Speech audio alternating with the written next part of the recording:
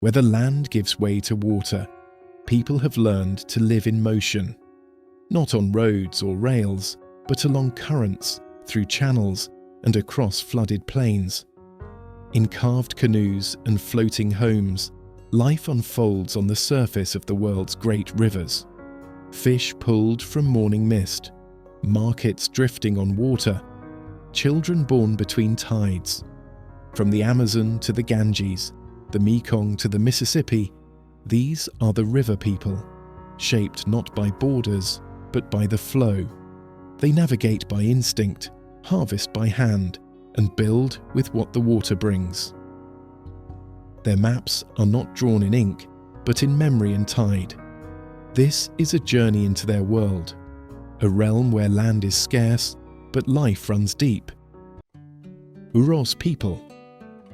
Rising through the high-altitude mist, the waters of Lake Titicaca stretch wide and still. Here, among the reeds and sky, the Uros people have crafted a floating world. They do not live beside the lake, they live on it. Generations ago, entire families began building islands from totara reeds, thick, buoyant stalks that grow wild across the shallows. Layer by layer, they laid these reeds down, anchoring them to the lake bed with ropes and poles, until platforms large enough to support homes, schools, and chapels emerged from the surface. These islands are not fixed.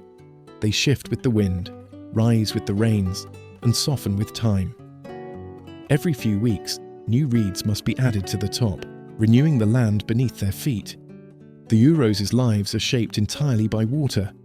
Their boats, also made from totara, glide across the lake with ease, woven by hand in the shape of slender dragons or birds. Each journey brings fish, birds' eggs, and traded goods. Children grow up on moving land, learning to swim before they walk. Schools are built on separate reed islands, tethered together like beads on a string. Daily life is quiet, yet never still. Over the years, some modern influences have arrived. Solar panels now power radios and lights, but the foundation remains unchanged. It is the lake that provides, and the reeds that sustain. When an island grows too weak, it is left to drift, and a new one is born nearby. This constant renewal mirrors the Uros' resilience. Though tourism has touched these waters, the rhythm of the lake endures. Ceremonies, marriages, and prayers still echo across the surface, carried by wind and ripples. This is a community without walls, shaped by currents and sky, where every step is taken on a bed of reeds. Here, on the world's highest navigable lake, the Uros people continue to float, not just in body, but in culture, in memory, and in the living craft of a civilization built entirely upon water. Ribeirinhos. The Amazon River winds through the heart of South America like a living artery, feeding the largest rainforest on Earth. Along its endless, shifting banks live the Ribeirinhos, river people whose homes, traditions, and livelihoods rise and fall with the water. Scattered across thousands of remote settlements, Ribeirinho communities are accessible only by boat. Their wooden houses rest on stilts or float entirely, tethered loosely to the shore. Rain lashes their roofs, and the current laps at their doors. Children arrive at school by canoe. Groceries, medicine, and tools are brought upriver in long wooden boats, painted in bright colours and loaded with supplies. Fishing is more than food, it is tradition. With simple nets or handmade traps, Ribeirinhos navigate blackwater creeks and flooded forest channels, tracking the rhythms of piranha, tambaqui, and pirarucu. In the flooded season, canoes glide between trees where once a footpath stood. In the dry months, families walk across sandbanks to reach the next village. The river shapes every ritual. It is where baptisms are held, where stories are passed, where songs echo over the water at dusk.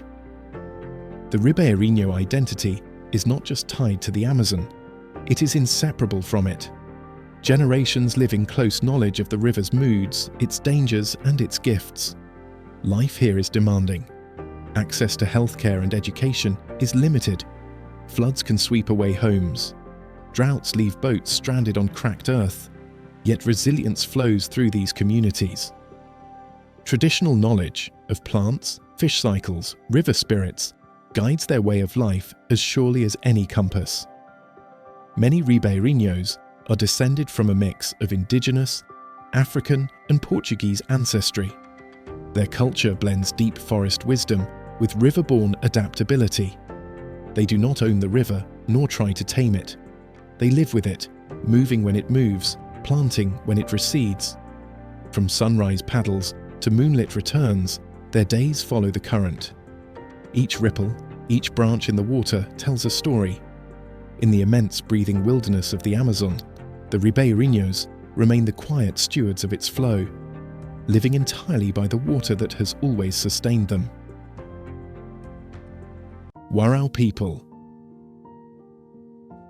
Where the Orinoco River unravels into countless twisting arms, the land becomes water and the forest stands on stilts.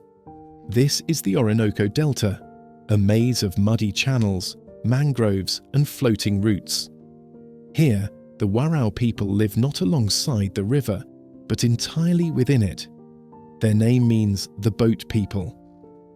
From the earliest days of childhood, Warao learned to paddle narrow dugouts through water thick with life. There are no roads, no trails, only currents. Every movement, every errand begins with a canoe. Infants are lulled to sleep in boats. Elders steer across creeks without sound. The river is the only constant. Homes are built on wooden stilts above the flooded ground, tied together by narrow walkways or separated by open water. Palm fronds serve as roofs, letting filtered light through while resisting the heavy rains. Villages rise and fall with the seasons, with some families moving between dry season and wet season locations as the tides demand. The Warao fish with baskets and harpoons, catching sardines, tarpon and river shrimp. They harvest heart of palm and wild fruits from the forest and collect thatch, vines and timber for building. The Marish palm, known as the tree of life, provides fibre for rope, sap for drink, and its trunk for carving canoes. Their language and beliefs reflect a deep connection to the water. Spirits are said to dwell in the river's depths, watching over families and guiding dreams. Shamans, through chants and vision, communicate with the unseen world to protect their communities from illness and misfortune. Isolation has preserved much of their traditional way of life, but change continues to arrive. Challenges from deforestation, fuel shortages, and economic pressure have made survival more fragile. Yet in the face of these tides, the Warao remain a people of the river, resilient, adaptive, and anchored in movement. In the silence of the delta, where the jungle breathes over water and canoes slip beneath trees, the Warao live as they always have, by paddling the river's memory and by listening to its ancient, steady voice. Bozo people. As the Niger River arcs through Mali's arid plains, it spreads into wide, glimmering channels. Along these fertile banks and in the shallow floodplains, the Bozo people have lived for centuries, masters of the water in a landscape where life clings to the river's edge. They are often called the Masters of the River, a title earned through generations of expert fishing. The Bozo move with the water's rise and retreat. When the flood arrives, it brings life. Fish swarm through flooded fields and the Bozo follow them, casting fine meshed nets and placing handmade traps in swirling currents. Their wooden pirogues, long and slender, are carved by hand and guided by poles through the shallows. Settlements form along shifting banks, clusters of mud brick homes raised just above flood level. These villages breathe with the river, expanding and contracting as the season dictates. Children swim before they walk. Women smoke and dry fish in the sun. Men spend days on the water, guided by wind, instinct, and ancestral knowledge. Trade flows downstream with the fish. For centuries, the Bozo have navigated the Niger's long route, exchanging dried catch for grain, salt, or tools. They speak a language all their own, and though many are bilingual, their identity remains rooted in the river. Their music, ceremonies, and oral traditions reflect the rhythms of water and the power it holds. Inland from the coast, and surrounded by Sahel dust, the river is their highway, their provider, their past. When the land dries and cracks, the river remains. When distant cities change, the Bozo still rise with dawn to meet the fish beneath the rippling surface. Modern pressures have begun to weigh on them: overfishing, pollution, and shifting river flows. But they endure, adapting as they always have. Their knowledge is not written in books, but passed from father to son, from grandmother to granddaughter, through gestures on the water and songs under the stars. Along the great bend of the Niger, the Bozo remain, river people in the truest sense, their lives carved into the current like the prow of a boat cutting through morning mist. Ganvi village. Across the still waters of Lake Nokue, wooden stilts rise from the lake bed, holding entire homes, schools, and marketplaces above the surface. This is Ganvi, West Africa's floating village, where over 20,000 people live not near the water, but directly upon it. Centuries ago, ancestors of the Tofinu people escaped the reach of slave-raiding kingdoms by fleeing into the lake. Enemy warriors, bound by belief, would not pursue them across water. There, the refugees built a sanctuary, crafting homes from wood and reeds, lifted high above the waves. Over time, that refuge became a permanent village. Today, Ganvi is one of the largest stilt settlements in the world. Every movement in Ganvi begins by boat. Children paddle themselves to school in canoes small enough for a single passenger. Traders pass each other silently, their boats piled with fish, firewood, and vegetables. The canals between homes serve as streets. A floating market hums in the morning light, voices echoing softly across the open water. The people of Ganvi are skilled fishers, using labyrinthine bamboo fish pens and nets dropped from long poles to trap tilapia and catfish. Entire families work together on the water, generations sharing knowledge of currents, seasons, and the behavior of the lake. Houses are built from weathered timber, balanced on stilts driven deep into the lake bed. Corrugated metal roofs shimmer under the tropical sun. At the village's edge, a floating mosque rises above the waves. Solar panels have begun to power lights and radios, but tradition still guides daily life. Though tourism brings new attention, Ganvi remains rooted in its origin, born of resistance, shaped by necessity, and sustained through ingenuity. The people have adapted to fluctuating lake levels and encroaching environmental change with the same spirit that first brought them to the water. In Ganvi, the lake is not an obstacle. It is home, border, and lifeline. A city with no roads, no wheels, only paddles and passage.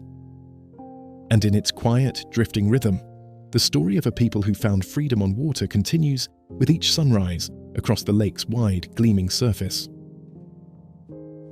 Mokolo canoe traders.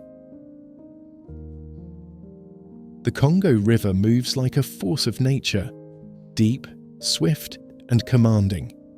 It is the second longest river in Africa, but in power, it stands alone. Along its sprawling path, one tradition endures: the Mokolo canoe traders, who navigate the currents in wooden giants carved by hand. A Mokolo canoe is not a simple boat.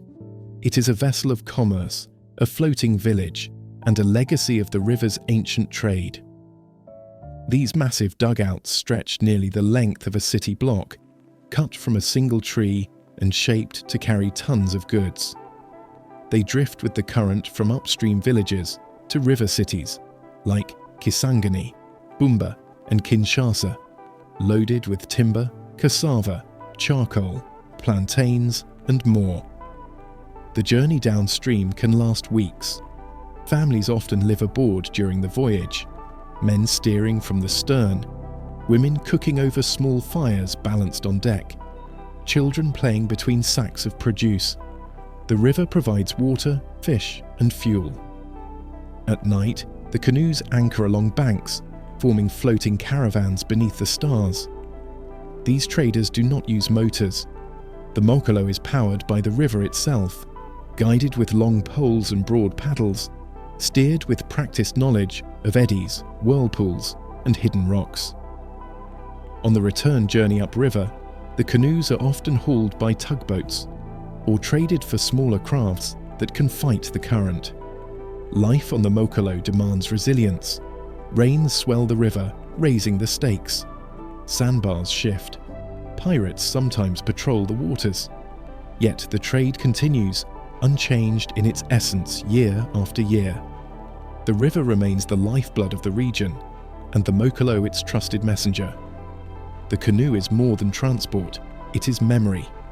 A vessel passed down through families, a symbol of endurance, a monument in motion.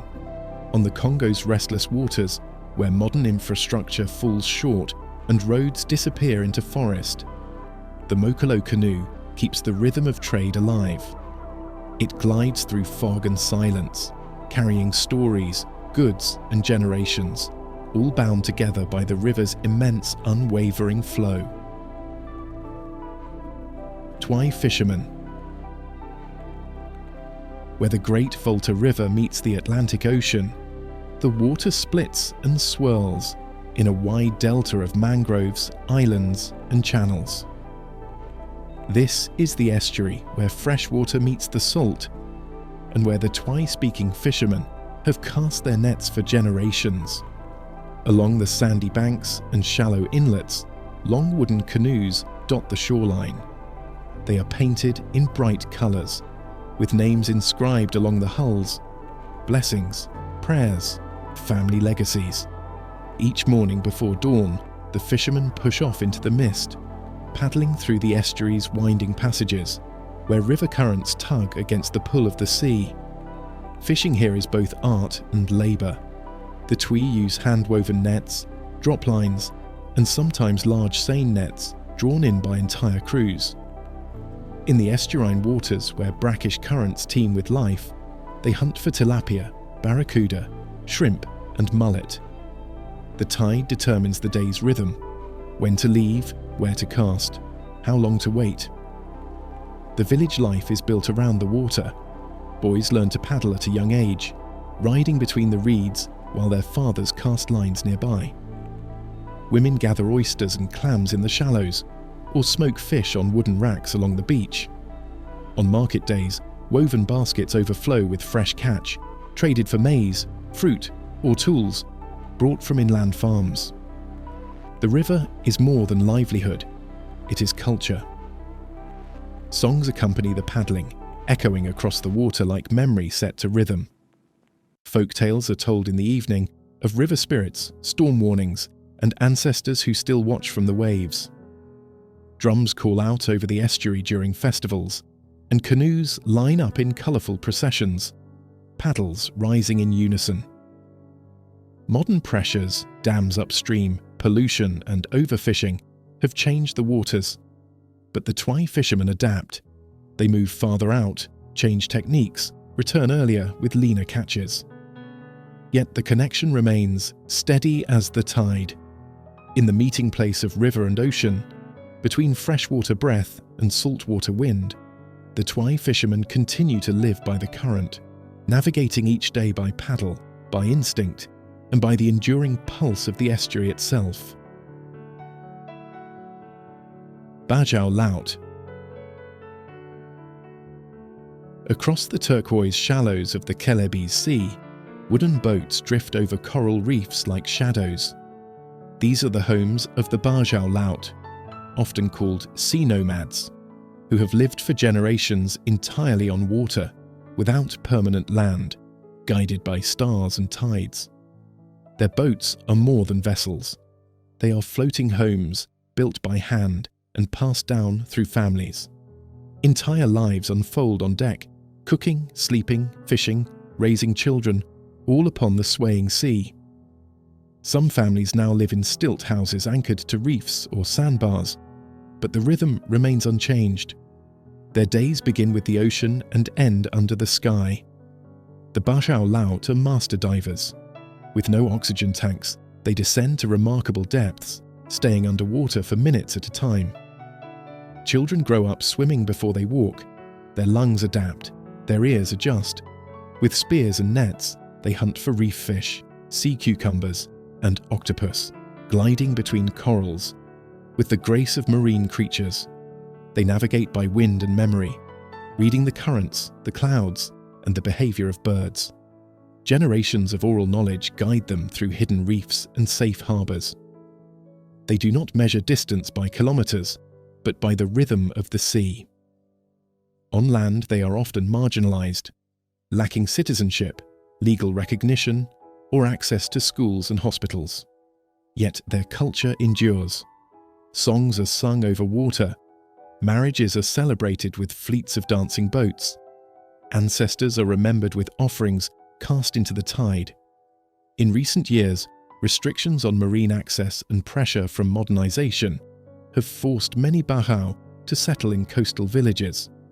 Still, the sea remains their center. Even on land, they return each morning to the boats, to the nets, to the reef. In the scattered islands between Borneo and the Sulu archipelago, the Bajau Laut live not beside the water, but within it. Carried by the tide, anchored by tradition, they remain people of the sea, drifting, diving, remembering, bound not by borders, but by the endless, living expanse beneath their boats. Chao Phraya River Communities.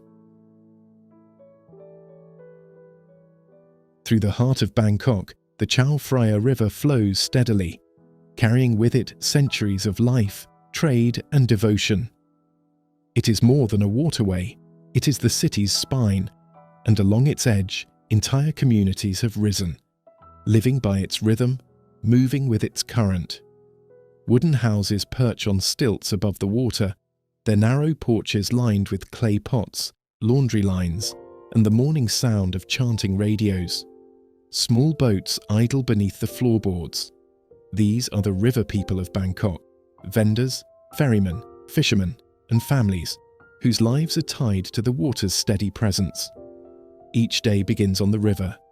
Boats loaded with produce, steaming rice, and flowers glide from canal to canal. Floating markets awaken with the scent of grilled fish and the bright colours of tropical fruit. Children ride long-tail boats to school, past temples that rise golden above the banks. Monks paddle silently through dawn mist, receiving offerings from boat-bound devotees. These river communities are built into the city's memory.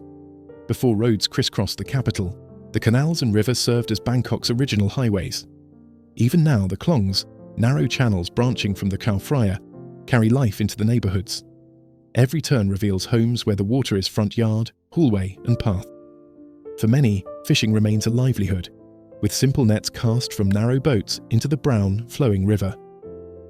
Others ferry passengers from bank to bank, weaving between barges and water taxis, steering through a current that has shaped the city for generations.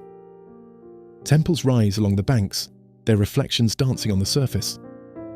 Ceremonies unfold beside the water, lanterns released during Loi Krathong, garlands cast to honour ancestors, candles floating in memory. The river holds not just movement, but meaning. Though concrete rises around them, the river people continue their lives on wooden piers and narrow boats, holding on to a way of life that predates the skyline. In the fast-changing landscape of modern Bangkok, the Chao Phraya still speaks with an old voice, and those who live by it still listen, rising, rowing, and remembering with the water. Moken sea nomads. Among the scattered isles of the Meghalaya archipelago, where dense rainforest meets coral reef, the sea stretches silent and blue. Here, in this remote seascape, live the Moken, a people without a fixed homeland, who for generations have moved entirely by water. The Moken live aboard small, handcrafted boats called kabang. shaped like shallow canoes with arched roofs. These boats are homes, kitchens, cradles, and sanctuaries. Families drift from island to island, anchoring when seas grow rough, always returning to the rhythms of tide and wind. Their life is defined by the sea, not just as a path, but as a provider. They are born to water. From early childhood, Moken children learn to dive with open eyes, staying submerged for long minutes without fear. They collect shellfish, sea cucumbers, and edible seaweed from the reefs below. Using no gear, only breath and instinct. Their bodies adjust to the ocean's demands, vision sharpens underwater, lungs grow stronger, movement becomes fluid. Fishing is central to survival. Using handmade spears and woven traps, the Moken hunt with precision, guided by intimate knowledge of currents, tides, and the behaviour of fish. They build nothing permanent, leaving no trace behind on the islands they visit. They live lightly, taking only what they need. Their culture flows like water. Oral histories told over waves, lullabies whispered at anchor, ceremonies performed in canoes beneath the stars. The spirits of ancestors are believed to move through sea and sky, and sacred rituals are held to honour them, especially before seasonal journeys. Modern borders and restrictions have challenged their freedom.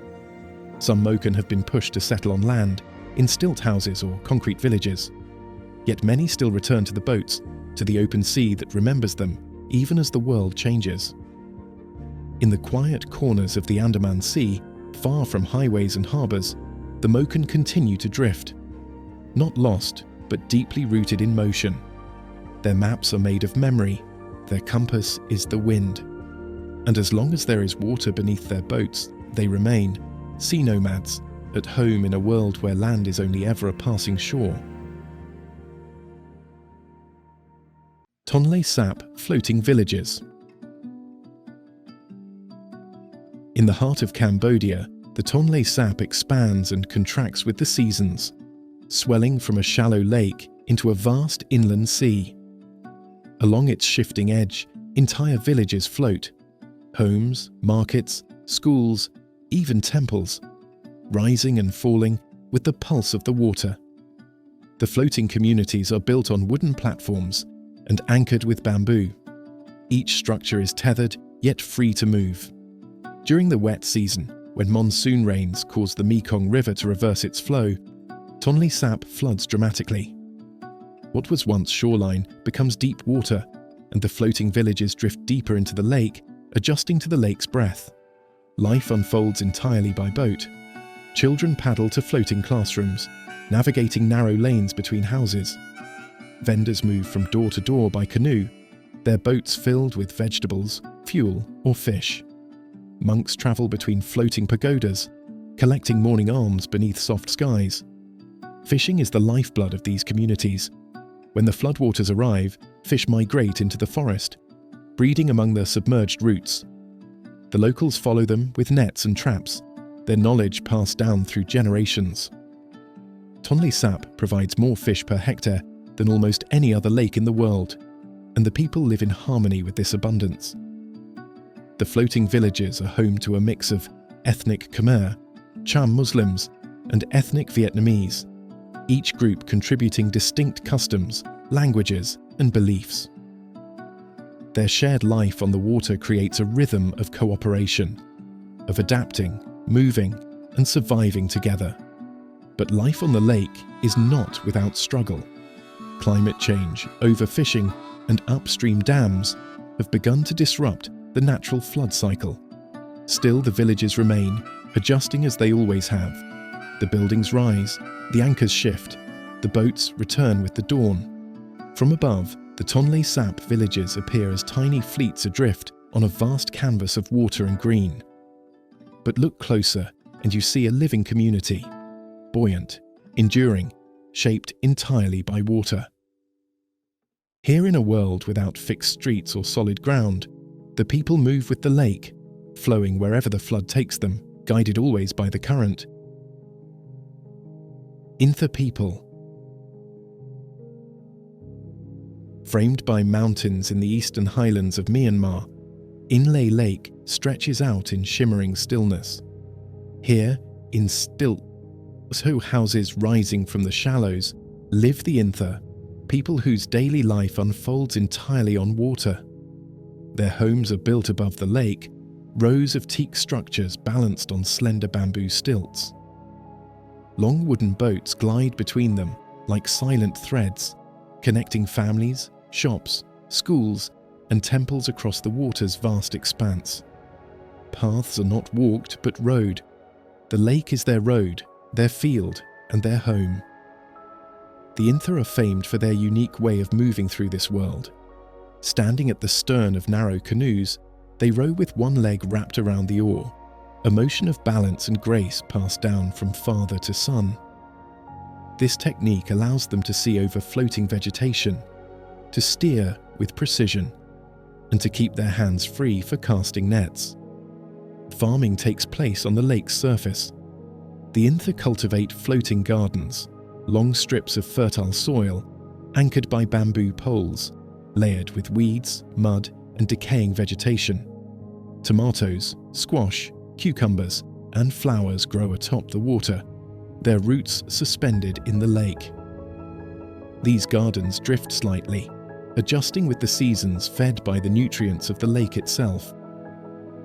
Fishing remains central to Intha life.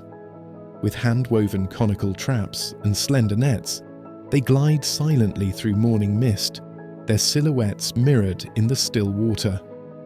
Fish are caught with skill and patience, then sold directly from boats or traded across village docks. Temples rise on the water's edge, their golden spires reflected beside prayer flags and floating lotuses. Ceremonies are held on boats, and festivals unfold across the water. During the annual Phaung Dao U festival, ornate barges carry sacred images around the lake, escorted by dozens of rowers in rhythmic unison. The Intha have shaped a way of life rooted not in land, but in water, adapting to it, honouring it, and depending on it completely. Inle Lake does not merely surround them, it sustains them. Every movement, every harvest, every tradition flows with the lake. And as the sun rises over the silver water, the Intha continue to live in quiet harmony with the lake beneath their feet. Kerala backwater people. In southern India, where coconut palms line the horizon and monsoon rains breathe life into the land, the backwaters of Kerala weave through the earth like silver veins. In Aleppo, canals, lagoons, and lakes form a quiet world where homes, farms, and livelihoods are built beside and often on the water. This is a place where roads end and boats begin. Wooden canoes glide between green banks, past floating hyacinths and weathered jetties. Ferries carry schoolchildren to class, farmers to fields, and families to distant temples. The water connects all things, threading together villages, churches, markets, and mosques in an endless current of movement. The people of Aleppo live in perfect rhythm with these waters. Homes sit close to the edge, framed by banana trees and flowering vines. Behind them stretch narrow paddy fields, carved into the landscape with quiet patience. These rice fields, some below sea level, are cultivated using a system of dikes and channels, designed to control the seasonal flow of water. Fishing is both sustenance and tradition. Men wade waist-deep in the morning haze, casting circular nets with a single flick. Others set traps among mangroves or guide their canoes through shallow inlets, searching for pearl spot and freshwater prawns. Families cook on clay stoves near open windows, where the smell of curry leaves and turmeric drifts into the damp, warm air. At dusk, the backwaters glow gold. Houseboats, ketuvalams, drift slowly across the canals, their curved roofs made of coir and bamboo. Once used to transport rice, these boats now carry travellers, but they remain symbols of the region's floating heritage. Festivals bring the water to life. During Nehru Trophy Boat Race, long snake boats powered by dozens of rowers surge through narrow canals, cheered by voices from palm-lined banks. The water becomes not only a passage, but a stage. In Aleppo, the backwaters are more than landscape. They are memory, economy, and identity. The people do not merely live beside them, they are shaped by them, guided by their tides, and rooted in a world where the river is the path, the harvest, and the home. Meghalaya River Communities. In the eastern hills of Meghalaya, where clouds cling low to emerald ridges, the Umangot River winds through limestone valleys in perfect clarity. Along its banks, in villages like Dorki and Shnong Pdeng, communities live in quiet connection with water so transparent it appears the boats are floating on air. The Umangot is not a wide river, nor a violent one. It flows gently, its bed of rounded stones visible even at its deepest point. Here, fishing boats slide silently across the surface, casting shadows that dance on the riverbed below. This is where the people of Meghalaya's borderland have lived for generations, reliant on the river not only as a path, but as a way of life. Local families make their living from the river's bounty. Fishermen use handmade nets and traditional bamboo traps, often working in silence, listening to the sound of birds and rushing water. In the dry season, when the river shrinks, men collect stones for trade, lifting them by hand from the shallow bed, stacking them into boats by weight and rhythm. The boats themselves are narrow and long, shaped from single tree trunks or hand-assembled planks. Children learn to paddle as soon as they can walk, guiding the craft along tight bends and through slender gorges where sunlight slices through the mist. During festivals, the river becomes a place of gathering. Families prepare food in open boats, music echoes from the hills, and the water reflects flickering lanterns at dusk. Ceremonies blend tribal customs with Christian hymns, blending old and new along the river's course. The Khasi and Jaintia people of this region speak of the river with reverence. They understand its moods, mark its seasons, and rely on its waters for farming, fishing, and transport. In this part of Meghalaya, land is often steep and scarce, but the river is generous.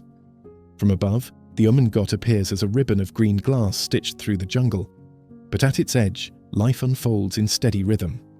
These are river people of the highlands, rooted in tradition, moving with water, and shaped by a current as clear as the sky above. Irrawaddy River Villages.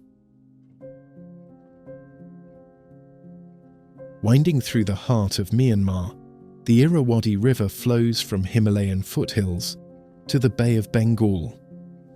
Along its course, life is carried by the current. In the central plains, where golden stupas rise above arid fields, river villages unfold in quiet harmony with the water's slow, determined movement. The Irrawaddy is the backbone of these settlements. It is their road, their harvest, and their history. Wooden boats drift past bamboo houses built just above the floodline, their hulls heavy with clay pots, jute, and woven baskets. From dawn until dusk, families ferry goods, paddle to markets, and navigate between hamlets scattered across the riverbanks. Farming follows the rhythm of the flood. As the river recedes, it leaves behind rich, silty land. Farmers plant sesame, mung beans, and rice along temporary fields that vanish again with the next season's rise. The river gives and takes, shaping the land and the lives that depend on it. Fishing remains essential. Men cast wide circular nets from narrow canoes, watching the water for the silver flash of hilsa or carp. Others use drift nets pulled behind by hand, following currents known only through generations of memory. Smoke rises from floating fish-drying rafts, where women sort the catch and prepare it for inland markets. Temples and monasteries stand at the river's edge. Novice monks in saffron robes descend worn steps to bathe in the early morning, their chants echoing over the still water. Ceremonies and processions move by boat, linking riverside villages in rituals older than the nation itself. Even in modern times, the river remains constant. cargo boats haul timber and stone, while passenger ferries stop at makeshift docks, where villagers wait with woven baskets and bundles of rice. At sunset, the Irrawaddy turns gold, and the villages settle into silence, the water carrying light and shadow toward the horizon. These are the river people of central Myanmar. Rooted in earth but shaped by water, they live not just beside the Irrawaddy, but with it, through it, and because of it. Here, the river is not a boundary. It is the thread that binds them all. Kampong Ayer, on the banks of the Brunei River, across from the golden domes of the capital, a vast floating city stretches across the water. This is Kampong Ayer, Water Village, a living settlement where homes, schools, mosques and markets rise on stilts above the tide, forming one of the oldest and largest aquatic communities in Southeast Asia. For over 1,000 years, people have lived here, building a civilization entirely above the river. Today, more than 10,000 residents remain, connected by wooden walkways, arched footbridges, and a constant flow of small boats. The hum of engines and the splash of paddles echo across the still water as children head to floating schools, shopkeepers open their riverfront stalls, and elders gather outside on narrow verandas suspended above the current. The architecture is modest but enduring. Houses are built on thick ironwood stilts, with walls of timber and roofs of corrugated metal or ceramic tile. Electricity, clean water, and even internet now flow through this community, yet its foundation remains deeply traditional, rooted in river rhythms and collective memory. Fishing and boat building still support many households. Long, low fishing skiffs glide through the morning mist, while others tie up to floating markets, where fresh river catch is traded beside rice, fruit, and woven goods. Boat builders craft vessels by hand in shaded understructures, shaping hulls the way their ancestors did centuries ago. Mosques stand above the water with minarets reflected in the moving surface. The call to prayer carries over the river, mingling with the sounds of birds and lapping waves. Ceremonies, weddings, and funerals unfold in homes that rock gently with the current, as if the water itself joins in the passage of time. Kampong Ayer is not a relic. It is a thriving waterborne society, adapted to modern life but anchored in river culture. From a distance, it looks like a labyrinth of stilts and planks, but from within, it breathes with life, resilient, interwoven, and afloat in every sense. Here on the Brunei River, people do not live beside the water. They live on it, with it, and through it, sustained by the very current that holds their world together. Sundarbans boat people. Where the Ganges spills into the Bay of Bengal, the land fragments into a labyrinth of creeks, tidal rivers, and shifting mudflats. This is the Sundarbans, a world of mangrove forests, monsoon rains, and silence broken only by the cry of birds or the distant hum of a diesel engine. Here, in the world's largest river delta, entire communities live between water and forest, aboard boats that serve as both home and lifeline. For these people, the river is not a route, it is existence. Boats serve as floating houses, fishing platforms, cargo vessels, and sanctuaries from the rising tide. Life is mobile, following the pulse of the water, adjusting daily to its moods. Men set out at dawn to fish among the estuaries, their narrow wooden boats navigating silted channels and hidden shoals. They cast nets by hand or lay crab traps deep among the mangroves, wary always of tides and tigers alike. In the monsoon season, land vanishes beneath brown water and boats become the only way forward. Women paddle to floating markets with baskets of shrimp and vegetables, while children balance on narrow gangways, hopping from canoe to home. Entire schools function from anchored boats, rocking gently with each passing wake.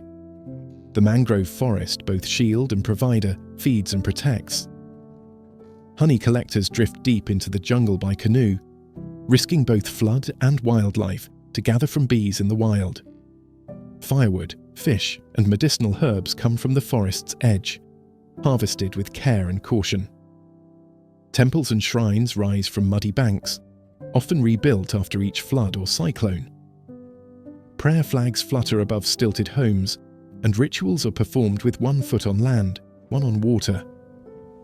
Here, spirituality flows like the delta itself, intertwined with nature, resilient, and shaped by uncertainty. The Sundarbans do not offer permanence. The land is always changing, the rivers always carving new paths, but the people endure, navigating a fragile world with knowledge passed down through generations. They are not visitors in the tide, they are part of it. In the Ganges Delta, life does not resist the water. It surrenders to it, adapts to it, and survives because of it. Sepik River Tribes. In the remote lowlands of northern Papua New Guinea, the Sepik River weaves through dense rainforest like a living artery. It stretches for hundreds of kilometers, unpaved and untamed, flowing past thick mangroves, vine-choked banks, and stilted villages built entirely on mud and water. Along this river, dozens of tribal groups live as they have for centuries, isolated yet connected by the steady pulse of the current. The Sepik is more than a river. It is the center of life, belief, and identity. Dugout canoes glide along its mirrored surface, each carved from a single tree, each guided by hands that know its twists and depths without need for maps. Families fish in the early light, casting nets from slender boats, while women wash clothes and children bathe in the shallows, their laughter rising over the hum of insects and birds. Homes here are built on high stilts, lifted from the swampy earth to escape floods and snakes. Inside, walls are lined with carved masks, totems, and ancestral figures, each a reflection of the clan's lineage and spiritual guardians. Art is not decoration, but living history, drawn from dreams and visions, shaped in wood and pigment by masters whose knowledge is passed hand to hand. Every village along the Sepik has its own ceremonial house, towering above the others, where initiation rites, spirit dances, and sacred stories unfold. Drums echo across the river at night, and the flicker of fire reveals dancers in feathered headdresses, their faces painted with ash, ochre, and belief. These are not performances. They are declarations of identity, tied to the river, the forest, and the spirits that inhabit both. The Sepik floods and recedes in cycles. With each shift, it deposits silt, renews the wetlands, and reshapes the land. The people move with it, planting gardens on higher ground, harvesting sago palms from its banks, and travelling long distances for trade and kinship. Here, the river is not just a means of survival. It is a teacher, a history, and a home. For the tribes of the Sepik, life does not surround the river. It flows within it, woven into every paddle stroke, every carving, every song carried downstream. Lake Murray people. In the southern reaches of Papua New Guinea's western province lies Lake Murray, a vast, shallow lake dotted with forested islands and reed-covered shallows. It is the country's largest lake, but its edges remain soft, undefined, and constantly shifting. Here, time slows, and in villages built over water or tucked along floating banks, people live in quiet synchrony with the lake's breath. The lake is both home and road. Boats, carved by hand from giant logs, glide across its calm surface like shadows. Children travel to school by canoe. Elders paddle silently at dawn to check fish traps laid beneath the lilies.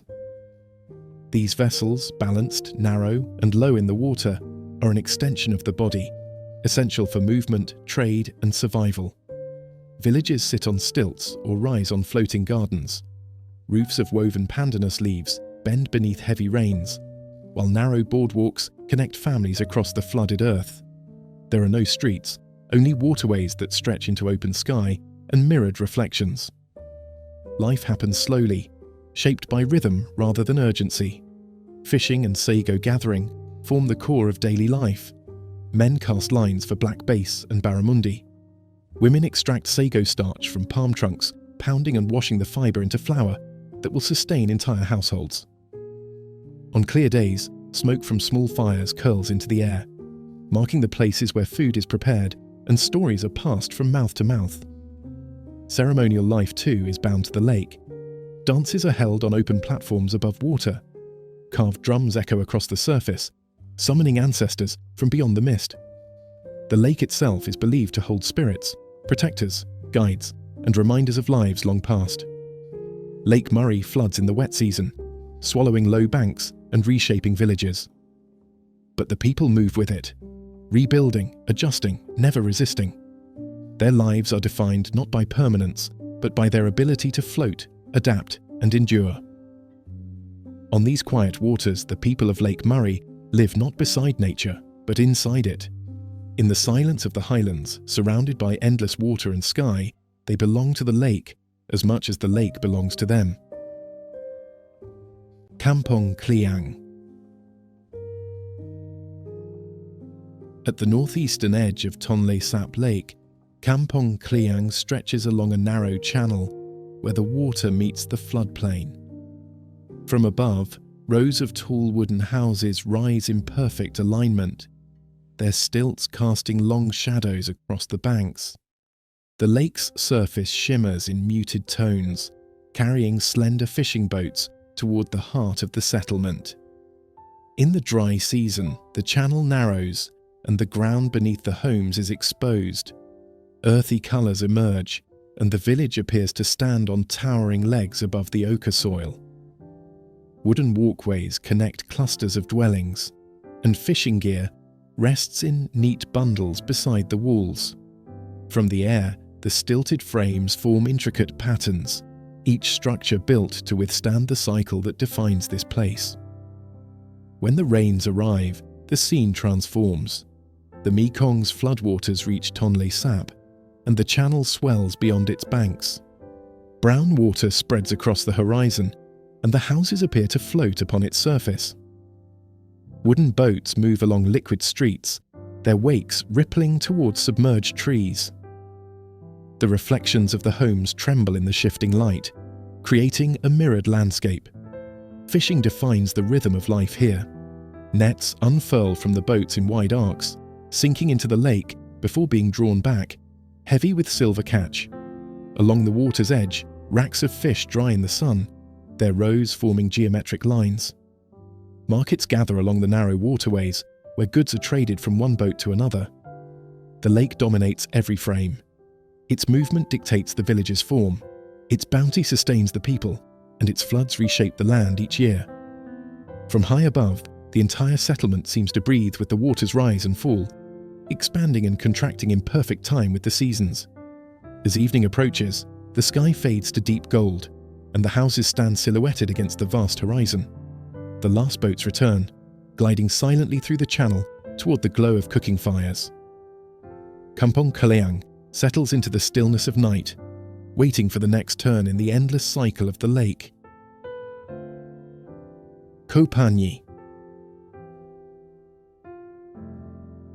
Rising from the emerald waters of Kampong Ayer Bay, Copany appears like a vision, anchored at the foot of towering limestone cliffs. From above, the village unfolds in a tapestry of rooftops, painted in bright blues, reds, and rusted tin, clustered tightly upon a platform that floats between sea and sky. Long-tail boats weave through the channels, their wakes curling into white ribbons across the green expanse. The limestone casts stand like silent guardians, their sheer walls streaked with centuries of rain casting shadows that shift with the sun. At the village's edge, the floating football field gleams in the light, its planks weathered by salt and storms. Children race across it barefoot, their laughter carried over the tide. Copany began as a sanctuary, built entirely on stilts driven deep into the seabed. It rose from the determination of seafaring families, who sought safety and shelter in the shallow waters. Over time, the platforms expanded into a labyrinth of walkways, homes and markets, suspended just above the tide. From the air, the settlement's geometry reveals itself. Narrow lanes radiating outward, ending in docks where boats rock gently against the current.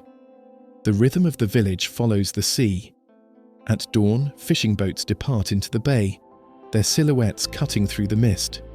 Nets are cast into the deep channels where the water darkens.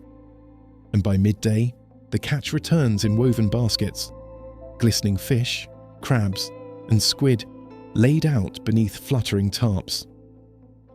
Beyond the village, the bay opens to a horizon broken only by limestone pillars and the slow drift of clouds.